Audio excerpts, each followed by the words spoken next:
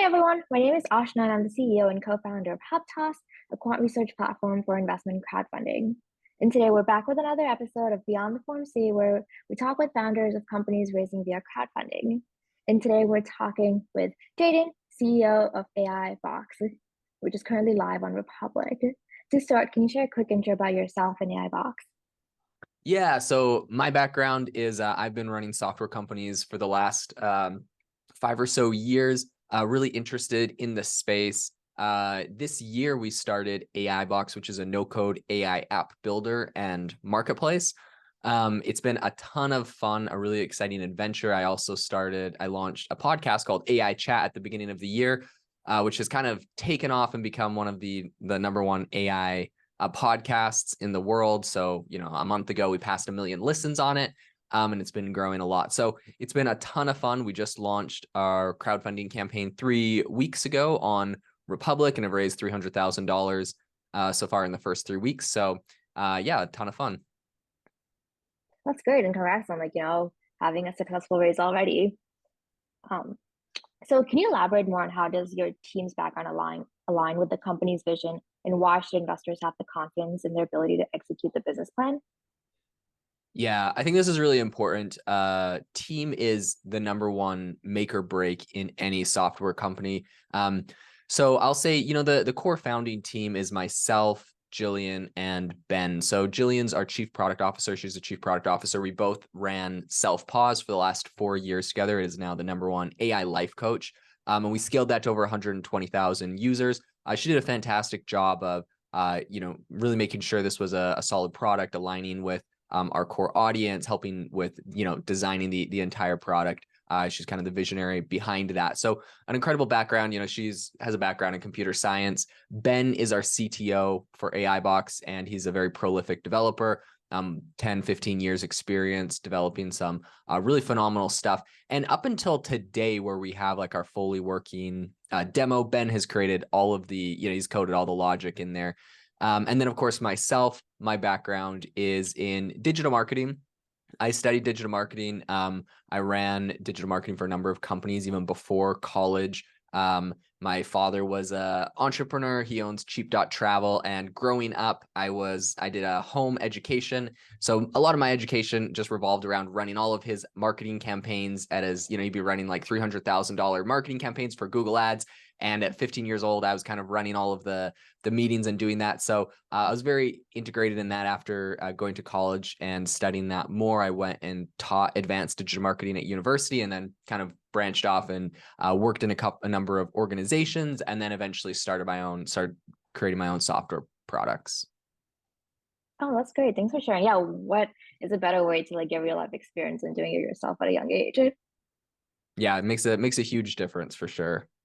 hmm So with the AI market projected to grow significantly, what specific trends or shifts do you foresee in the AI landscape that could impact AI Box's growth and the adoption of AI tools in the coming years?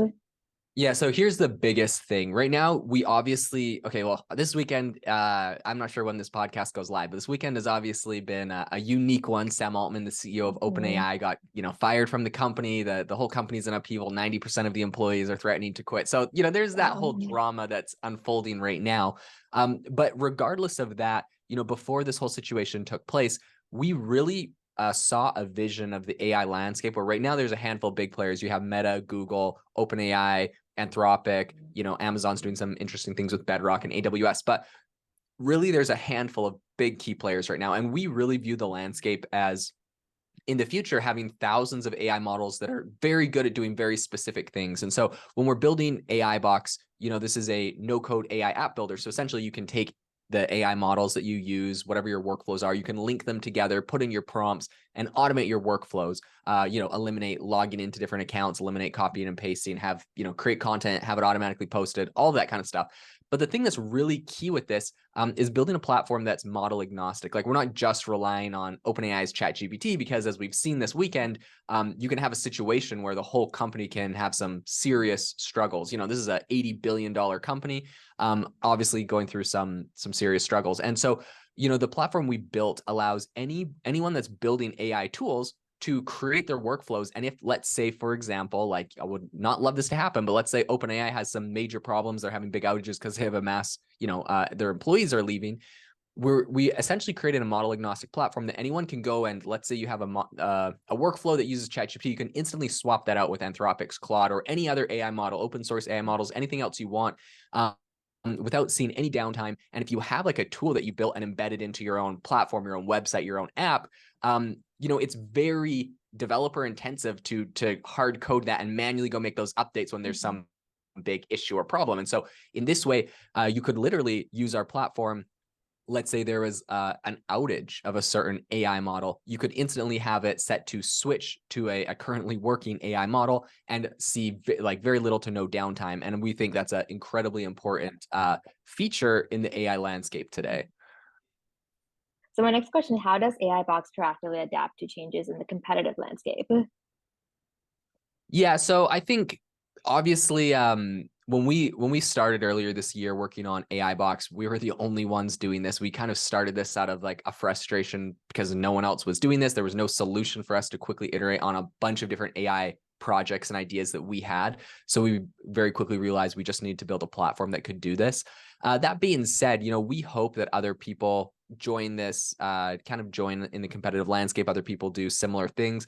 A few weeks ago, OpenAI announced that they were going to do GPTs and a GPT store, which essentially allows you to do some very similar things. I think with this weekend, it's very obvious what some of the weaknesses in that are, just being tied to one platform. And I think that's something that a lot of people are really excited about. What we're building is the ability to, of course, we'll have like access to the OpenAI tools, but beyond just building a platform with access to 4 or 5 APIs, we'll have access to thousands of different AI models. So you can build very robust systems. It's all model agnostic. You can swap it out as things go down or come up, and you're not reliant on one platform, which is what we think is really, really critical today. Of course. So could you highlight some key achievements or growth metrics that you're particularly proud of?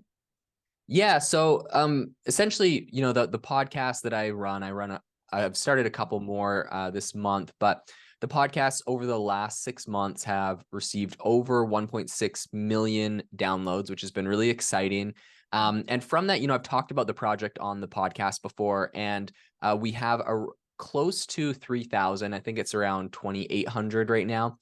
Corporations and individuals that are on the wait list to use AI Box. So there are people from Google, Atlassian, Harvard, and a bunch of other fantastic organizations that are on our wait list. In addition, we have over 3,000 people that are in our AI Box creator communities. So we have one on Facebook, one on Discord, people that are excited and ready to start building on the platform. Both of those are really excited for us. And then, of course, like I mentioned at the beginning, over the last 3 weeks, raising $300,000 on Republic has also been an awesome show of support and confidence from people, even with everything happening around OpenAI and GPTs and all the craziness in the industry. People are really excited about the project we're building. That's true. It's an exciting time. So my next question is, how do you balance short-term profitability with long-term sustainability?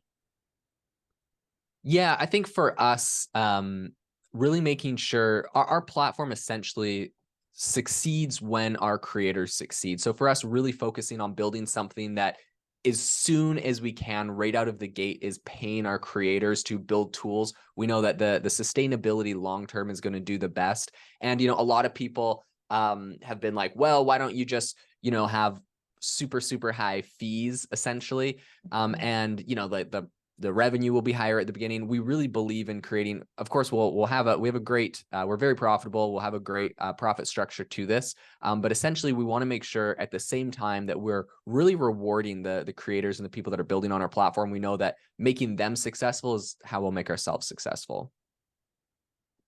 That makes sense. Thanks for answering that. So my next question is, looking ahead, where do you envision AI Box going in the next 5 years? And can you share more about the long-term vision of the company?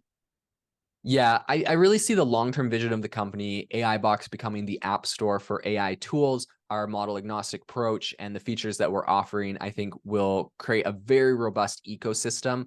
Apple's App Store last year processed $1.1 trillion in transactions. And we really see a very compelling case for something similar in the AI space where corporations right now do not have a central place to go and search and find the latest AI developments every day. This is a big issue, right? There's new AI projects that are launching daily, and corporations want to implement AI. I think 50% feel like they're not doing enough in this regard.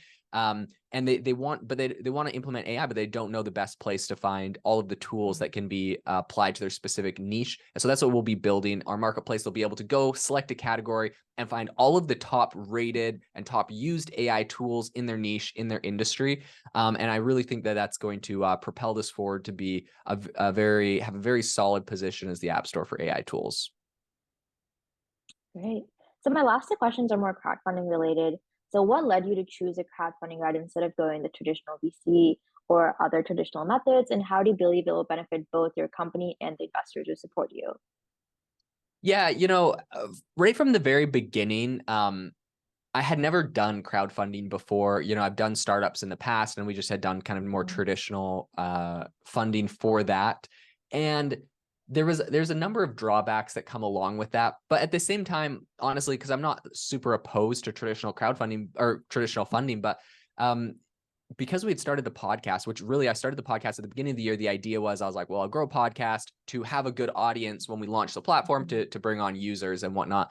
And I talked about I'm building in public, I'm talking about AI news, and I'm talking about as it relates to essentially what I'm creating. And as I talk about it, I was getting so much inbound because I had mentioned like, hey, we might start doing a round of funding soon.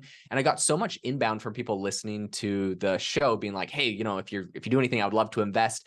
And looking into it, it was very complicated had like 100 people that wanted to invest. And it's very complicated to set that all up on the side, especially when, of course, there's a number of angels that have put in 50,000 or 25,000, but then there's a whole bunch of people that are like, hey, I just want to put in like $5,000. And it's just going to be way too complicated on a cap table to do that. But at the same time, like, these are the people that had been with me from the very beginning. They'd supported the podcast. They were leaving me reviews. They were telling their friends. And I wanted a way to give back. So when we actually I had a friend recommend that I reach out to Republic, and we began working with them. We saw this as a really great solution to allow essentially all of our kind of early adopters and people that have been with the project and in our creator communities from the beginning to be able to get in. We're able to negotiate or work in a deal with Republic where the first $250,000 that was invested, they got in at a slightly discounted, I think it's like 15% discounted valuation. So for all those early people coming in from the podcast, it was really exciting to be able to offer that. And then beyond that, it's just continued to grow kind of after that. But yeah, that was kind of the concept behind why we chose crowdfunding. Yeah, I think that's what's so unique about crowdfunding. You really get the people who support you from the beginning, your loyal brand ambassadors to be a part of your company and really just like keep growing and helping it grow forward. Yeah, 100%. So my last question about this is, what's your plan on keeping investors and stakeholders informed about the company's progress, challenges, and milestones? Yeah, we have a number. Essentially, anyone that has invested $25,000 or more is on our advisory board. So we'll have quarterly advisory boards for some of our bigger investors and work with them on essentially keeping them updated. But in addition, of course, we'll do monthly updates on the progress of the project, on the crowdfunding round, on everything that we're building. And that will usually, while we're on Republic, that'll all just be kind of done through Republic. We'll be posting the updates there. And then after that, we'll have an investor newsletter essentially where they can sign up to get those updates. That sounds great. Thank you so much again for joining us on another episode of Beyond the Form C.